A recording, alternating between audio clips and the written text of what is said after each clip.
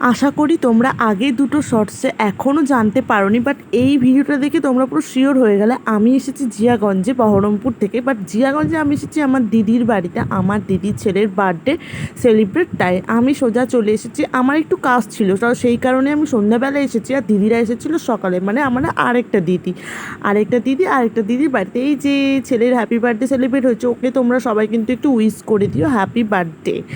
তো আমি সেই কারণে এসেছিলাম। তো এটা আমার দাদা।